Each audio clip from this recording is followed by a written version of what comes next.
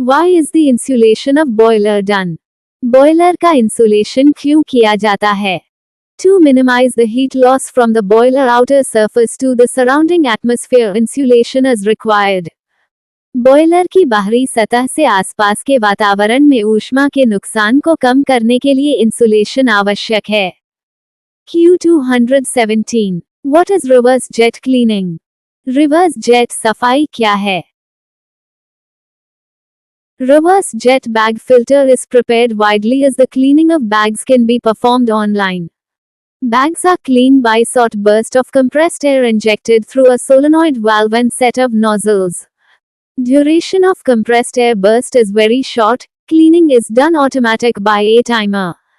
Reverse jet bag filter व्यापक रूप से तैयार किया जाता है क्योंकि बैग की सफाई ऑनलाइन भी की जा सकती है। बैग को एक सोलेनॉइड वाल्व और नोजल के सेट के माध्यम से संपीड़ित हवा के एक छोटे से विस्फोट द्वारा साफ किया जाता है। संपीड़ित हवा के विस्फोट की अवधि बहुत कम होती है। सफाई एक टाइमर द्वारा स्वचालित रूप से की जाती है। How is load controlled in APC boiler? On what basis is the additional and stoppage of pulverizer decided? PC boiler में भार का नियंत्रण कैसे किया जाता है? पल्वराइजर के अतिरिक्त और बंद होने का निर्णय किस आधार पर किया जाता है? To increase load, coal feeder speed is increased. According hot primary air damper is opened more to maintain the coal temperature.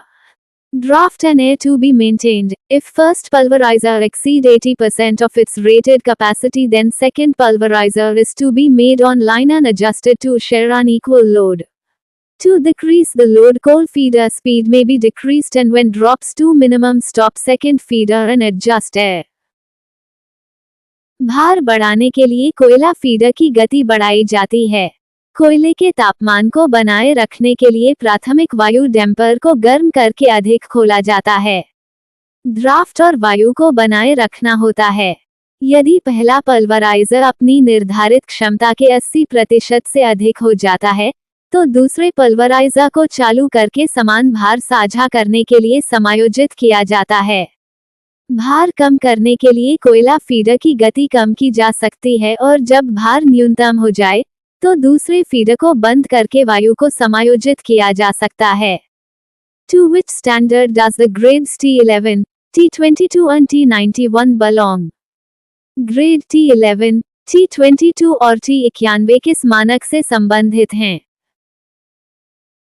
Tube standards SA 213 grade T11, T22 or T91 seamless ferritic and austenitic alloy steel boiler, superheater and heat exchanger tubes are used in the boilers. Tube मानक ऐसे 213 grade T11, T22 और T91 seamless ferritic और austenitic मिश्र धातु steel boiler, superheater और heat exchanger tube का उपयोग boiler में किया जाता है। What is the difference between gate valve and globe valve? Gate valve और ग्लोब वाल्व में क्या अंतर है? Gate valve is normally used for aeration application where only fully close or fully open position is required.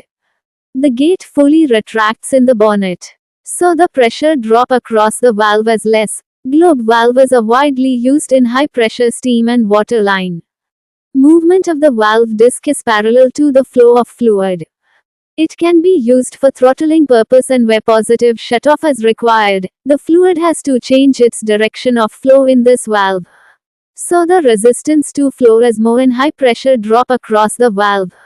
Axial thrust on the stem, so more force is required for closing. Gate valve का उपयोग आमतौर पर isolation अनुप्रयोगों के लिए किया जाता है जहां केवल पूरी तरह से बंद या पूरी तरह से खुली स्थिति की आवश्यकता होती है।